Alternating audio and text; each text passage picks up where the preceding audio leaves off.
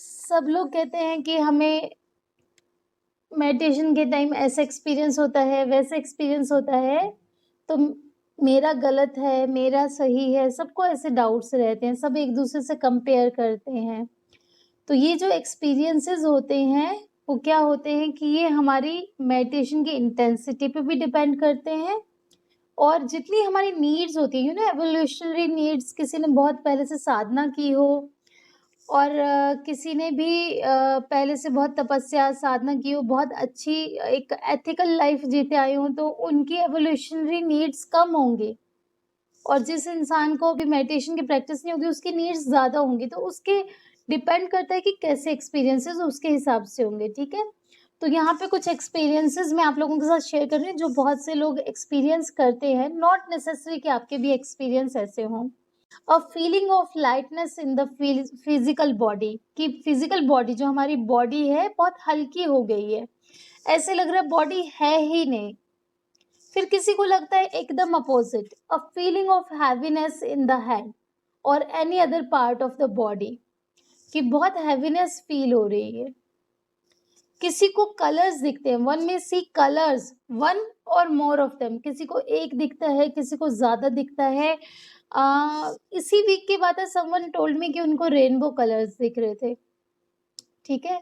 A feeling of mild to severe pain, specially in the lower back region, कुछ लोगों को pen भी feel होता है स्पेशली लोअर बैक रीजन में। जैसे हम चक्रास का कर चुके हैं तो आपको पता चल, अभी तक हम लोगों ने किया है ना, कुंडलिनी शक्ति होती है हमारे रूट चक्र से शुरू होती है वो, तो रूट चक्र जब कुंडलिनी शक्ति आपकी मेडिटेशन से एक्टिवेट होना शुरू करती है तो लोअर बैक में आपके कुछ पेन पॉसिबल है। A whirling sensation from within, अंदर जैसे कुछ घूम रहा हो, वर्लिंग सेंसेशन।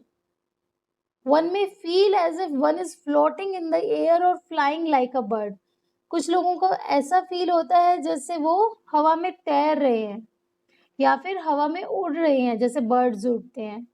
क्यों हम इतना लाइट फील करते हैं, बॉडी के साथ हमारी जो इतना आत्मीयता होती है ना, वो छूट जाती है और हम लोग यूनिवर्स के साथ एक सार हो जाते हैं, तो इसलिए ऐसी फीलिंग्स आती हैं।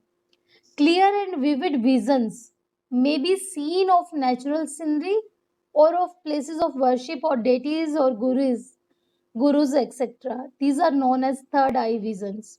अब कुछ लोगों को बहुत ही क्लियर या फिर कुछ लोगों को बड़ी अजीब सी विविड अलग अलग तरह की विजन्स दिखती हैं, ठीक है।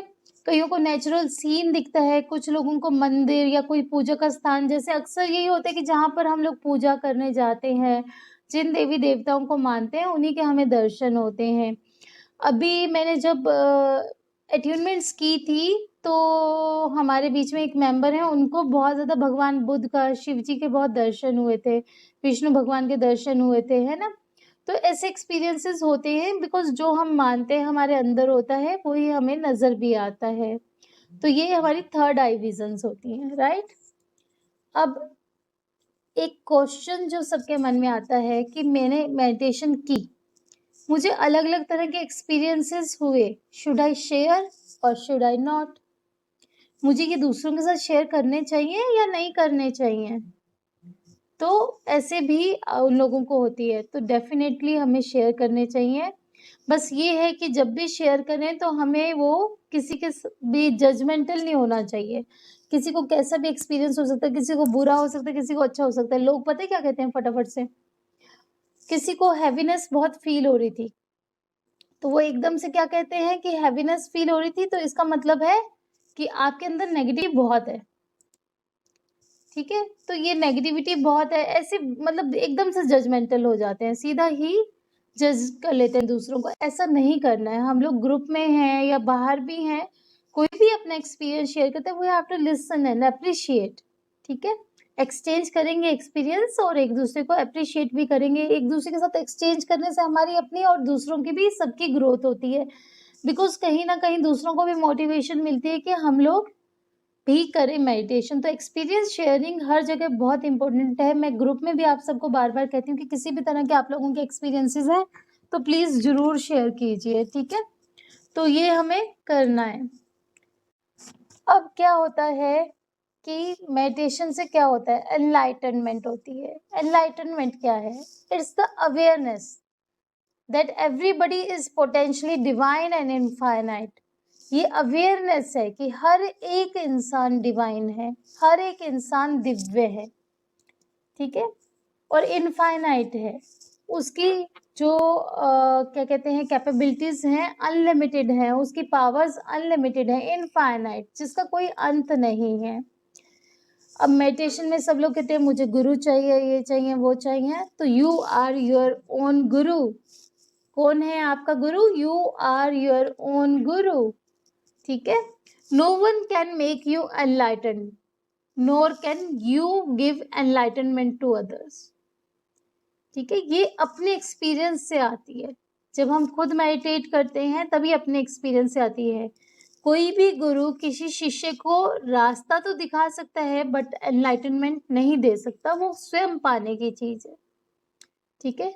One has to walk this path by oneself, अपने आप स्वयं चलना है। One is born on this earth exclusively for one's own spiritual growth. अपनी खुद की ग्रोथ के लिए हम लोगों ने यहाँ बर्थ लिया, अपनी फैमिली के लिए, माता पिता के लिए, पति पत्नी के लिए या हस्बैंड, ये बच्चों के लिए, इन सब के लिए नहीं जन्म लिया है। हमने अपनी खुद की ग्रोथ के लिए जन्म लिया है। वो हम लोग क्लासेस में और भी किसी टाइम हम लोग करेंगे, एज पर कर्मास हम लोग उनको एग्जॉस्ट करने आते हैं, तो सब अपनी जर्नी चल रहे हैं। बाकी सब तो उनका इकोसिस्टम है जो आपको अपने कर्मास के अकॉर्डिंग मिलता है। Hence, the spiritual choices he or she makes are of utmost significance. तो जो इसलिए हम लोग अपनी स्पिरिचुअल चॉइसेस करते हैं, जो भी रास्ता चूज करते हैं, वो बहुत ही इंपॉर्टेंट है हमारे लिए, क्योंकि वो सिर्फ हमारे लिए होना चाहिए। अक्सर लोगों के डिसीजन किस चीज़ पे बेस्ड होते हैं कि मेरी फैमिली मुझे अलाउ करती है या नहीं करती है, मेरी फैमिली मुझे टाइम देती है या नहीं देती है, मेरी फैमिली के अनुसार परिस्थितियां हैं या नहीं, मैं मेडिटेट करूं या नहीं करूं। बट आपकी जर्नी खुद की है। Please do meditate in spite and instead of everything, ठीक है, क्योंकि आपको अपनी जर्नी देखनी है, फैमिली को सबको सपोर्ट करना है, बट अपनी जर्नी देखनी है। तो हम लोग क्या करने वाले हैं? By practising regularly Anapanasati meditation. ये क्या है? अन, अपान और सती। क्या कहेंगे इसको इकट्ठा? अना, अपाना, सती। हमने किया था ना, breathing in, breathing out and observing, अना अपाना सती मेडिटेशन, ठीक है। by constantly refining and fine tuning all our intellectual concepts through right spiritual reading and by seeking the right spiritual company, one can easily realize the ultimate truth in this very lifetime itself. तो जब हम धीरे धीरे ये meditations करेंगे, अना अपाना and सती वाली, अपने जो इंटेलेक्ट है, हमारी बुद्धि को फाइन ट्यून करेंगे, जब हम सही स्पिरिचुअल गाइडेंस में रहेंगे, तब हम इस स्थिति को पालेंगे, ठीक है। अभी हम आगे देखते हैं कि क्या मेडिटेशन अकेली इनफ है? क्या बहुत क्वेश्चन आता है कि मैं बहुत सारे ग्रुप्स में होती हूँ, हमारे बहुत से स्पिरिचुअल ग्रुप्स भी चलते हैं, तो हम लोग वहाँ पर एक ही चीज़ में डिस्कस करते हैं, क्या ये मेडिटेशन अकेली इनफ है जो हम लोग कर रहे हैं? क्या इसी से हमें मोक्ष प्राप्ति हो जाएगी या इसी से हमें अपनी लाइफ में सब कुछ अचीव हो जाएगा? तो इसके साथ एक चीज आती है, यहाँ पे आप देखेंगे लिखा भी हुआ है, मेडिटेशन तो है ही जो हमें करनी है रेगुलरली, उसके साथ नेक्स्ट पॉइंट लिखा हुआ है स्वाध्याय। स्वाध्याय क्या होता है? Self study. लेकिन स्टडी किसी भी चीज की नहीं कि आप फिक्शन बुक्स उठा के पढ़ने लग गए। जो स्पिरिचुअल टेक्स्ट हैं, हमारे प्राचीन टेक्स्ट हैं, शास्त्र हैं, उनकी स्टडी करनी चाहिए। उनमें क्या है कि आपको सही रास्ते दिखाए गए हैं, उससे आपका इंटेलेक्ट शार्प होता है। वहाँ पर जैसे मैंने बहुत से उपनिषद पढ़े हैं, भगवत गीता वगैरह सबको डिटेल में पढ़ा है। अभी हम लोगों की भज गोविंदम का एक क्लास चल रहा है, शंकराचार्य जी के टेक्स्ट हैं। अब उनसे क्या होता है कि हमारा इंटेलेक्ट में हमारी तर्क शक्ति जो है, उसको प्रॉपर तर्क मिलता है, उसकी लॉजिकल माइंड का प्रॉपर लॉजिक्स मिलते हैं उसको कि क्यों हो रहा है ऐसा। हम अपने अंदर का पूरा साइंस समझते हैं, बहुत डीप नॉलेज है उनमें टेक्स्ट में। तो हमें स्वाध्याय भी करना है, राइट बुक्स, सही बुक्स को पढ़ना भी है, और सज्जन सत्संग। उसके बाद क्या लिखा है? सज्जन सत्संग। तीसरे नंबर पे क्या आता है? सज्जन का सत्संग, राइट कंपनी, सज्जन लोगों का, साधु लोगों का सत्संग। साधु ऐसे नहीं कि हम जाके किसी भी बाबा जी के साथ बैठ गए। सज्जन मतलब जो सही माइंड वाले लोग होते हैं, अच्छे लोग होते हैं, उनके साथ हमें रहना चाहिए।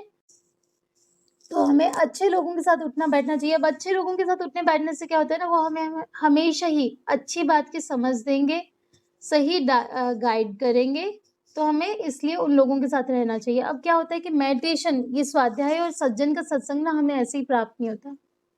अगर प्राप्त हो भी जाता है, आपको कितनी ही बुक्स मैं ला के दे दूँ कि आप पढ़ोगे, नहीं पढ़ोगे ना, जब तक आपका माइंड प्रिपेयर नहीं है उसको समझने के लिए। ऐसे ही किसी को ज़बरदस्ती सज्जन लोगों के साथ बिठा दो जो उपदेश दे रहे हैं, कुछ अच्छी बातें बता रहे हैं, नहीं तैयार होता कोई सुनने के लिए। तो उसके लिए क्या होता है, meditation prepares a person for स्वाध्याय एंड सज्जन सत्संग। जो मेडिटेशन है वो आपको तैयार करती है स्वाध्याय और सज्जन सत्संग के लिए, ठीक है? एंड उससे क्या होता है, जब हमें वो दोनों मिल जाते हैं तो वो जो अज्ञान का आपका ओशन है, उसके आगे एक डैम बन के आपको गाइड करते हैं। डैम बनने से क्या होता है, आपकी एनर्जीज को चैनलाइज कर देते हैं। जो फ्री फ्लो होता है ना थॉट्स का, उसको वो चैनलाइज करके कंट्रोल्ड वे में कर देते हैं, ठीक है? तो ये जो ओशन ऑफ इग्नोरेंस है, हम सबका ही होता है, हमारा हॉलमार्क है, इनफैक्ट हमारे ऊपर स्टैंप लगा हुआ है इस चीज का। तो हमें उससे पार पाने के लिए क्या चाहिए, स्वाध्याय एंड सज्जन सत्संग। और वो हमें कैसे मिलेगा, मेडिटेशन से ही हम उसका लाभ उठा सकते हैं, राइट?